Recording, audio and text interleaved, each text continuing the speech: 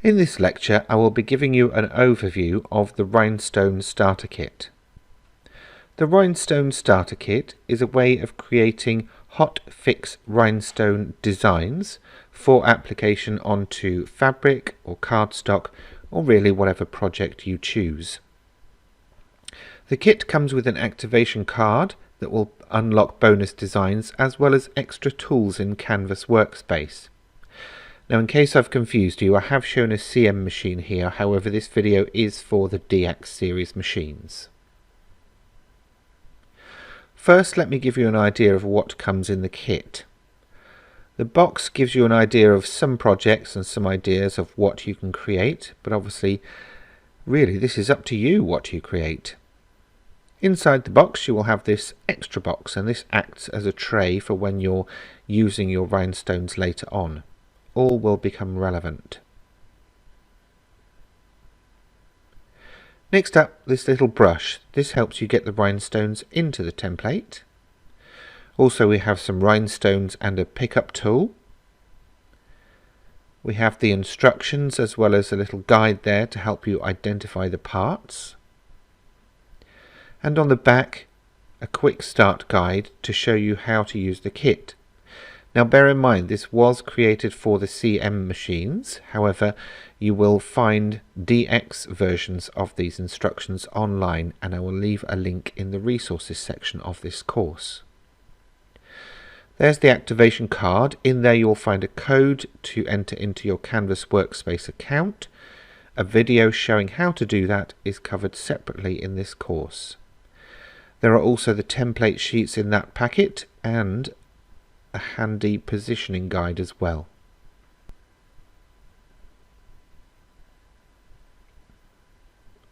So as I say, you'll need an activation code in order to unlock the tools and the bonus patterns. A separate video covers how to activate. This video will show you where to find the tools and the designs. So first up, let's cover the online version of Canvas Workspace. We would begin by logging in. Then we would click on New Project.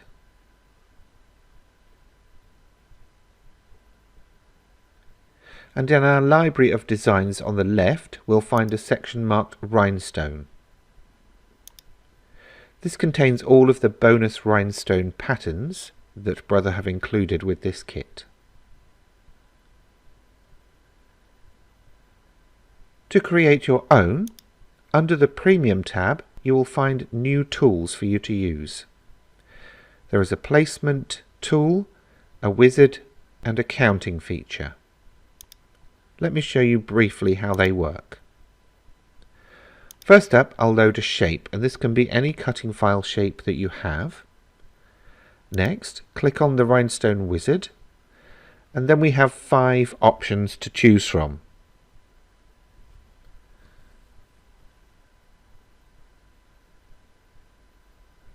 We also have options for stone sizes. Now in the online version of Canvas Workspace there are only 4 options. In the desktop or installed version that I will show you in a while, there are 24 options. So the first wizard design I showed you was for the outline. Next up is the grid pattern, and again you've got various different options for each style here, so you can change the spacing or the angle at which the rhinestones appear in the shape.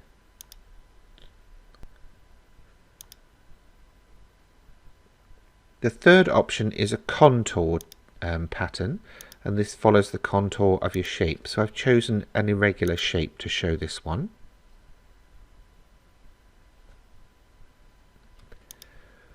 Fourth option is a circular fill, so what better shape to try this with than a circle. Again, I'm leaving all of these on default, but you can play around to get a design that you enjoy. And the final option is a combination of outline and grid, the first 2 options.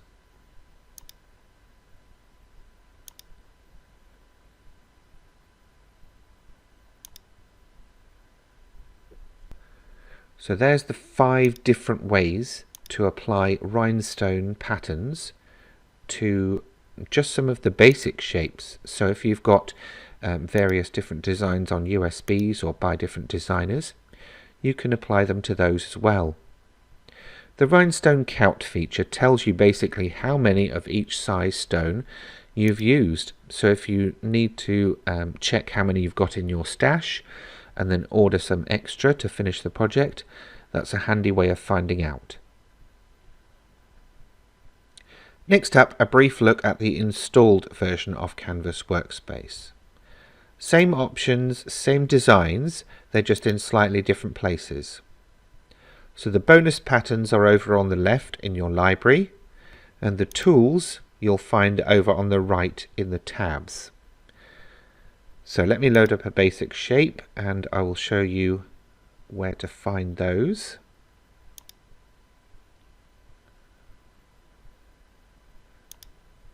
So here are the different styles that I showed you before. They have slightly different names than on the online version, however they do the same thing.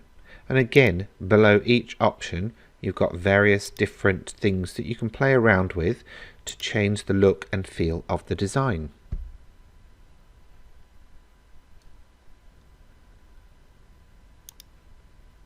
And again, just a reminder, in the installed version you have 24 different stone sizes to choose from, whereas in the online version you would only have the 4. So, as I often say, it's very beneficial to have the installed version available. Again, the Rhinestone Count feature gives us the option to count how many rhinestones of a particular size are used. Now I'm going to give you a brief overview of the entire process of loading a design, cutting out the template, sorting the rhinestones, and then applying the design. So to begin with, I will load a design. This is one of the pre-designed rhinestone patterns from Brother. If I want to check how many stones it will use, I can use the count feature. When I'm ready to transfer the design, I would transfer that in the same way I do any other design, so either via USB or via the internet. We set our machine up the same way we do every time, with just one small difference. So begin by turning the machine on, pressing the Home button, then the OK button that appears on screen. Open the tray at the front of the machine. Raise the lever on the side of the machine to number 2 because we're working with thicker materials. Pull the tray out at the back and load the black auto blade.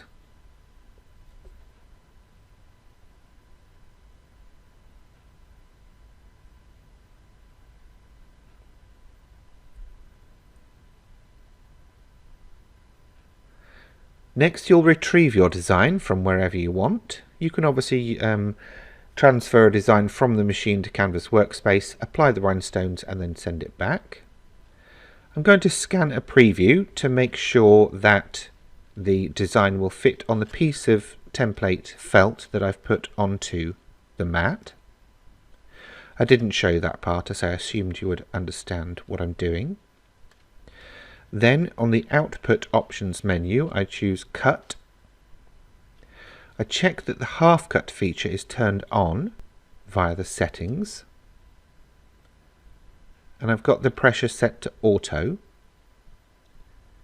I'll then do a quick test cut to make sure that it cuts through the material but not through the carrier sheet that's on the back of the felt. There you can see successfully cut out the little circle, and the carrier sheet, which is yellow, is still in place. Once I have a successful cut, I can press Start and send the design off to cut. After it's finished, you would release it from the cutting mat, pull away the template so that you leave all the little circular bits in place. Not always the easiest thing, I will admit, but you can always poke out any little extra bits that are left over, because once you've done that, this is a reusable design, so you don't have to do that every single time you want that design. Next up, we're going to apply the rhinestones and heat set them in place.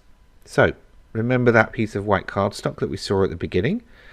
That's a handy positioning guide. So you would put that in your box with the glossy side facing up. Put your template on top of that.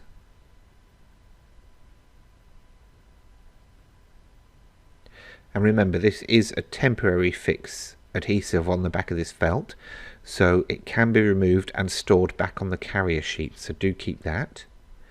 Pour the rhinestones on and then use the brush to gently move those around so that they start falling into place in the template. Some will go in, some won't. It is hit and miss. It's not going to be perfect every time, but you'll get more than some, which is always good. For those that haven't gone in, you've got this handy little pickup tool, so you can pick up bits one by one to position them in the template.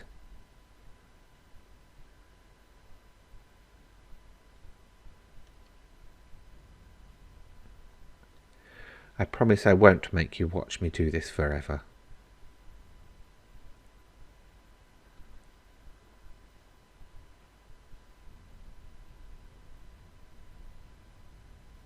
There we go. That's them all in. So now we're going to take a piece of the transfer sheet, peel off the clear overlay, position that carefully over our rhinestones, and press down all over. Basically, this is going to pick up all of the rhinestones in place so that we can move them over to our project, and then we will also use it to help us heat set that design.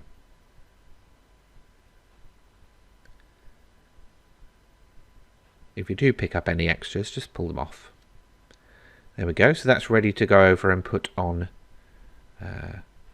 your project.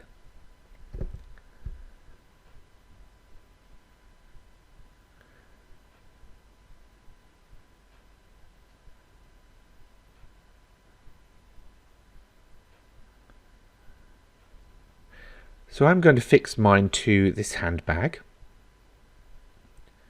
and I've got my iron already switched on. I'm going to position something in between the layers. It's a protective measure. The glue won't go through, but the heat might, so I'm just trying to be as careful as possible.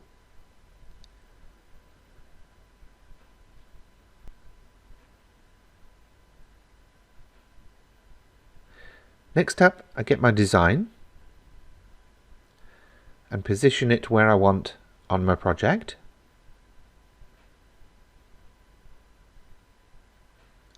I'm going to take another piece of fabric to put on top. It's not 100% necessary, this is just something I've always done with rhinestones or heat set rhinestones. It just prevents scorching or excess heat from the iron going through to the plastic. The plastic is fine, it is heat resistant. It's just me being extra cautious. So you'll want to press that for a good while, making sure that the heat has gone through to the adhesive of the rhinestones. Leave it for a few moments to cool and set, because if you try and take it off while the glue is still wet or molten, they will all just come off again. Once cooled, peel away the carrier sheet, put it to one side because you can use it again, and there you have your rhinestone design fixed in place. So imagine bridal showers, hen nights, whatever you fancy really, you can now do it with a rhinestone pattern.